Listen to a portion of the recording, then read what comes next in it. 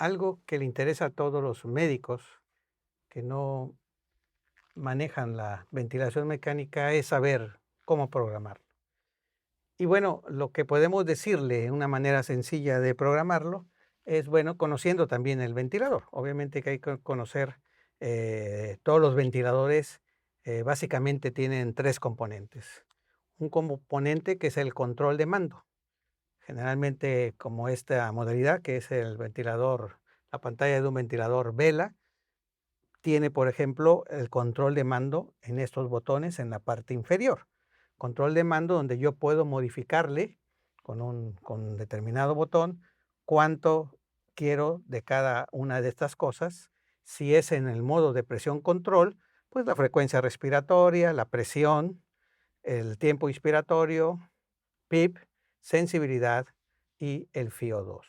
En caso de que yo prefiriera, como en un caso de un paciente ya con distrés respiratorio agudo, pues lo cambiaría a volumen control y ahí automáticamente cambian los parámetros, frecuencia respiratoria, el volumen corriente, la meseta, PIP, sensibilidad, FiO2.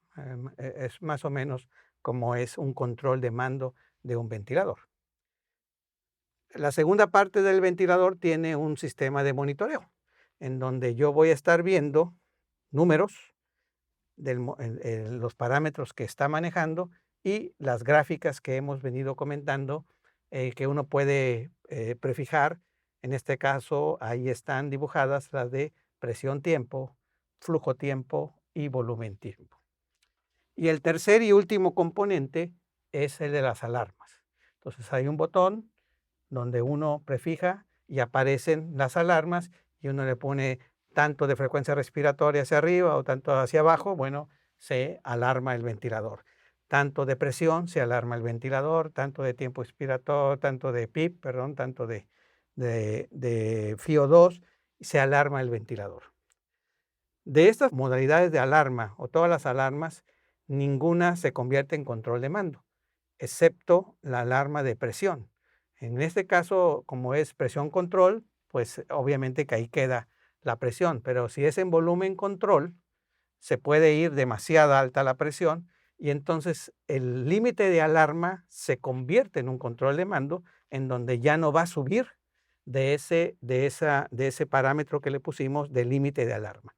Recordar que antes de ponerle al paciente el ventilador, tenemos que checar que ese límite de alarma de presión esté, que no rebase lo que nosotros queremos, ¿verdad? En este caso, que no rebase de 30, de una presión meseta de 30. Entonces, ¿cómo voy a programar este ventilador ya conociendo esos tres componentes o esas tres partes que tiene un ventilador? Bueno, pues generalmente al paciente le vamos a colocar una frecuencia respiratoria que va aproximadamente en 12, puede ser 12 a 16 o dependiendo lo que requiera su volumen minuto. Una presión, en el caso de presión control, que no rebase los 30 milímetros de presión meseta. Uno va ajustando ahí para que meta cuánto de presión, que meta el volumen corriente que ya le calculamos. Y el volumen corriente generalmente es de 6 mililitros por kilo, o en un paciente que tiene una distensibilidad muy afectada o que tiene un SIRA grave, pues tenemos que ir disminuyendo este volumen corriente a 5 por kilo, 4,5 por kilo, se calcula en base al peso predicho. Entonces, para que meta ese volumen corriente, en caso de presión control, pues yo modifico el control de mando de presión para que meta el volumen corriente que yo ya le calculé en base a el volumen corriente y el peso predicho para ver cuántos mililitros le toca meter y cuánto de presión. Si calculo que tiene que meter 400 mililitros y para que meta esos 400 mililitros necesita 22, por ejemplo, de presión, pues lo voy a dejar en 22. En el caso de volumen, que el modo sea volumen control, bueno, pues entonces le pondré ya ahí los 400 de volumen corriente para que entre al paciente esa cantidad, ya sea en presión control, entonces 22, por ejemplo, en este caso, y 400 en el caso de que sea volumen control. En el tiempo inspiratorio, bueno, pues ya nosotros estaremos viendo la relación inspiración-expiración. se recomienda una relación de inspiración de 1 a 2. No es lo fisiológico, pero es lo que pudiera recomendarse. Hay algunos pacientes que pueden estar haciendo autopip o pacientes neumópatas que puedan retener algo de dióxido de carbono, etcétera, pues podemos hacer una relación un poco más larga de 1 a 2, 1 a 2,5, 1 a 3, etcétera. Le prefijamos también un PIP, una sensibilidad y un FiO2. El PIP va en base a cuánto requiere el paciente. Ya no se recomienda tantos PIP elevados, tan elevado el PIP, pero bueno, hay una tabla de ARSNET que nos pueden servir para los que no son tan expertos en ventilación mecánica, ponerle el PIP que puede acercarse más a este paciente.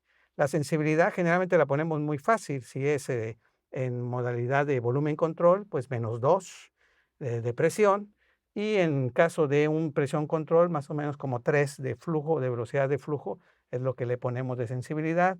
Y el FiO2, bueno, lo suficiente para que pueda tener una saturación arriba del 90%, más o menos una saturación arterial.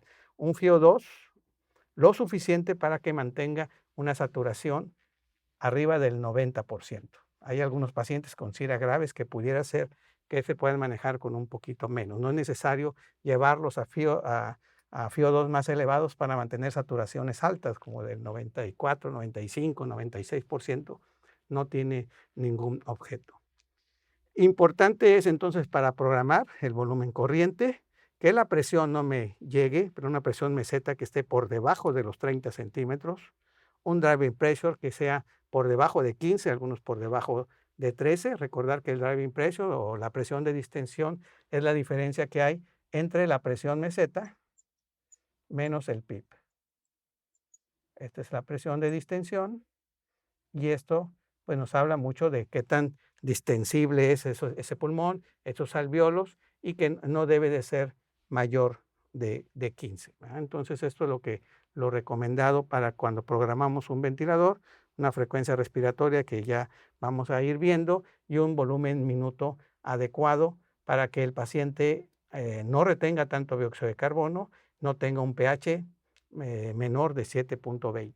Generalmente entonces programamos un ventilador en base a estos parámetros y ya mientras viene un experto a manejar al paciente o asesorar para, en base a la gasometría, en base a la saturación, en base a la estabilidad hemodinámica del paciente, hacer algunos cambios en la ventilación. Entonces, recordando volúmenes corrientes de 6 mililitros en la gran mayoría de los pacientes por kilo, en base al peso predicho, presión meseta que esté por debajo de los 30, un driving pressure por debajo de 15, FiO2 para mantener una saturación arriba del 90%, frecuencia respiratoria es variable, pero puede ser de 12, 16 por minuto. Hay quien requiere más, obviamente, si tiene una distensibilidad muy pequeña, pues tenemos que aumentar la frecuencia respiratoria para que tenga un volumen minuto adecuado y no me haga una hipercapnia importante. Y podemos permitir la hipercapnia, esa es la famosa hipercapnia permisiva, que no debe ser para que caiga un pH por debajo de 7.20. Y el PIP en base a las tablas de ARNET, yo creo que con esto podemos empezar a manejar el paciente mientras nos asesoramos de algún experto.